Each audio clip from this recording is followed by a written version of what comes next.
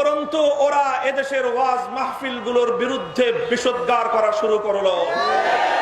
কোরআনের মাহফিলগুলোর বিরুদ্ধে ওরা বদনাম করা শুরু করলো। আশ্চর্যজনক ভাবে ঘৃণ্য তৎপরতার মাধ্যমে ওয়াজ মাহফিলগুলো বন্ধের দাবি করবার মতো হাস্যকর তৎপরতা ওরা শুরু করলো। আমরা দ্ব্যর্থহীন ভাষায় বলতে চাই,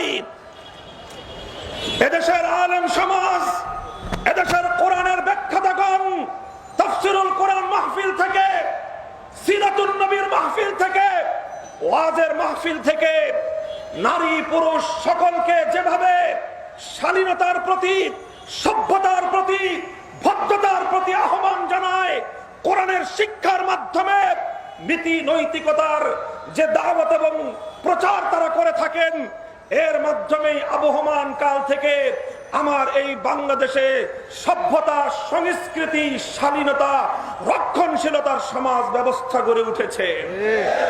আজ পাশ্চাত্যের কিছু দালাল, উলঙ্গ সংস্কৃতিপনার আমদানিকারকেরা তারা চায় বাংলাদেশকে সেই অশ্লীল, অসভ্য, উলঙ্গ সমাজে পরিণত করতে। ওদের পথের অন্তরায় আলেম সমাজ, ওদের পথের অন্তরায় এদেশের কোরআনের মাহফিলগুলো, ওদের পথের অন্তরায় এদেশের ওয়াজ মাহফিলগুলো। এজন্য তারা বিরুদ্ধে বিষোদ্গার করছে।